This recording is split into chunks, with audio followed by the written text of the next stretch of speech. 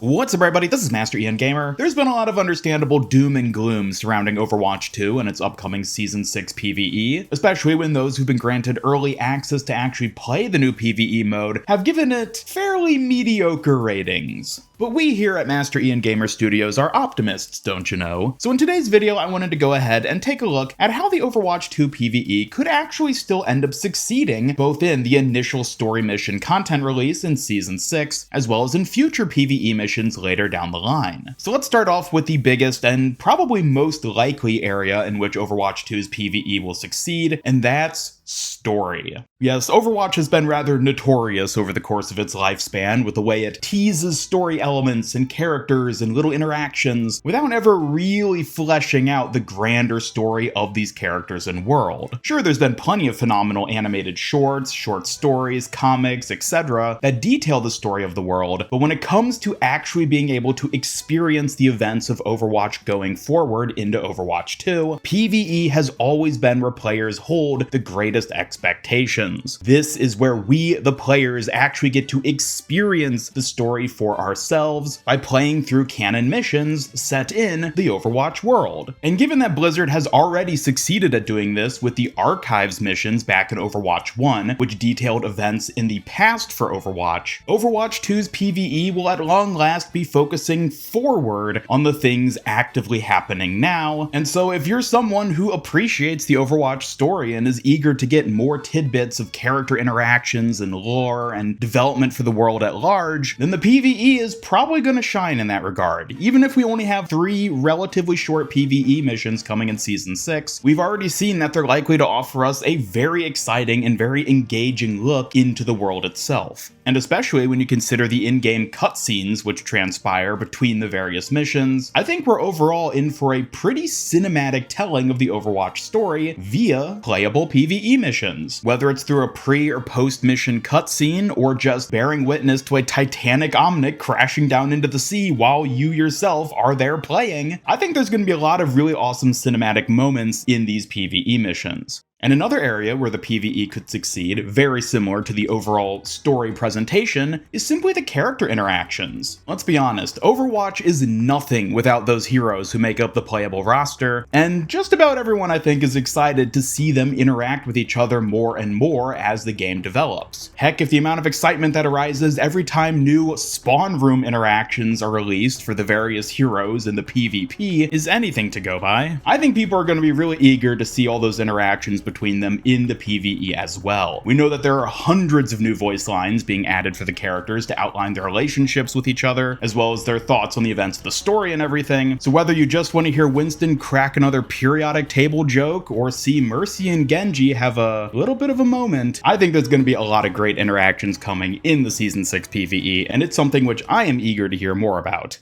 But shifting away purely from the story and character elements of PvE, the next big thing we could potentially see the PvE succeeding in is unique gameplay mechanics. Now, we know that the upcoming new PvE missions will introduce a whole host of brand new enemies, mostly being the robotic forces from Null Sector. Already we know there's going to be quite a variety of enemies we can engage with, from the generic walk and shoot Omnics, to the bigger artillery units, and even some strange polar enemies, which could potentially offer some interesting interactions. With this sort of enemy variety, I think the best thing we could end up seeing out of it is complex enemy interactions, where certain enemy units like the generic walk and shoot guys are going to be pretty easy to deal with, but once you get the more specialized robot enemies, the ones with their own unique abilities and mechanics that'll pose a bit more of a threat to deal with than the generic goons, those are going to present more sizable challenges in terms of how the player themselves is going to actually have to deal with them. On lower difficulties, maybe you'll be able to take them out by just running and gunning, but where the PvE could really shine is on higher difficulties, where these types of enemies take a lot more strategy and coordination from the team of players in order to actually deal with. This is something we already saw on the higher difficulty of the Archives missions back in Overwatch 1, with the Talon special units such as the Sniper, Assassin, and Heavy. And considering how any number of other PvE games, such as Left 4 Dead, have managed to introduce some really interesting unique enemy types that require really cool coordination with your team in order to deal with, I definitely have high hopes for some of these enemies being nice little challenges in order to make it through the mission. And next up, Overwatch 2 PvE can succeed through high high replayability. Now, I realize this is a bit of a loaded point because already some of the content creators who got early access to play this game mode have mentioned that the PvE didn't feel terribly replayable. That, in combination with the fact that Blizzard has seemingly scrapped the hero missions and the hero talents, which is where much of the replayability was expected to be when it comes to Overwatch 2 PvE. Yeah, I think the general sentiment in the community at this point is that the story missions we have are probably more or less going to be one and done. And maybe that'll be the case, at least initially, but I do think there are some ways that Blizzard, even with the purely story-based missions, can add some degree of replayability without even really having to put in too much effort. First and foremost, I think it's actually worth acknowledging that the old Overwatch 1 Archives missions weren't terribly replayable. The missions themselves were pretty short and had very little variety in terms of how they actually played out. Looking at Retribution specifically, basically all the special enemy spawn points were the same, with only a little bit of variety in that regard when it came to the hero mode that let you play any hero instead of the 4 standard story-based characters. But despite how repetitive this game mode was, people were replaying it year after year for years.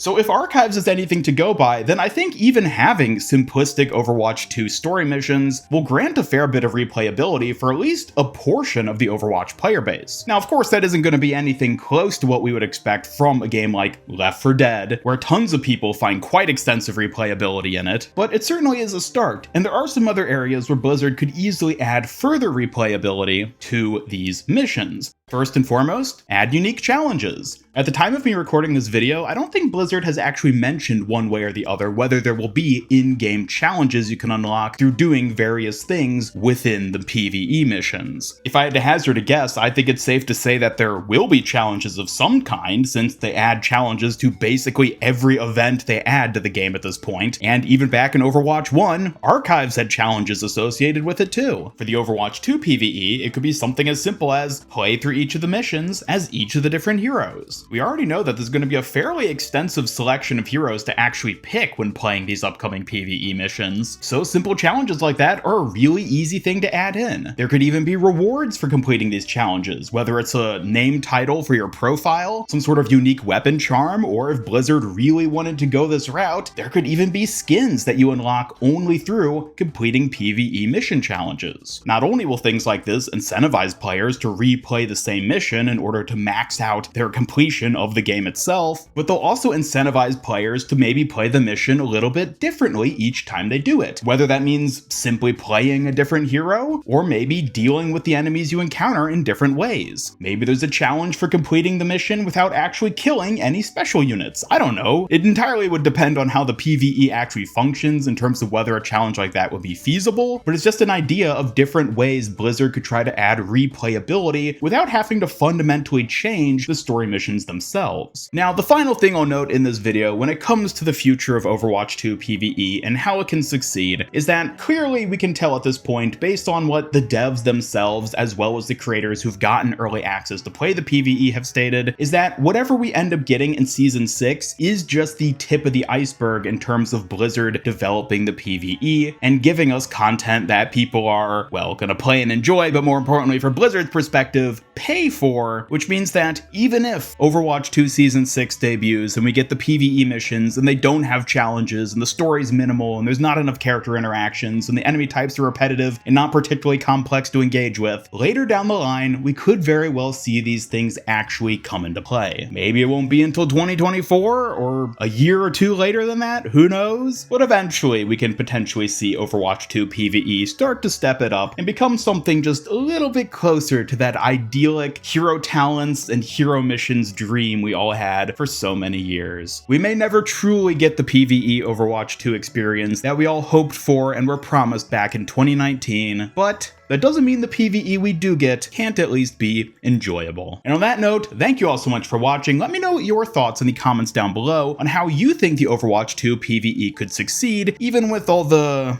unfortunate developments there have been to it over the years. Do you expect to still have fun with the PvE in Season 6, or have you written it off entirely? Either way, be sure to leave a like if you enjoyed this video and subscribe, follow me on Twitter, hit up that bell icon, and come join my Discord server to hang out and never miss any of my future Overwatch content. Special thanks to my YouTube channel members who help make these videos possible, and if you'd like to join them to earn some cool rewards, then just hit that join button down below. And otherwise, this is Master Ian Gamer signing off. Season 6 PvE is just around the corner, and until next time, have a great day.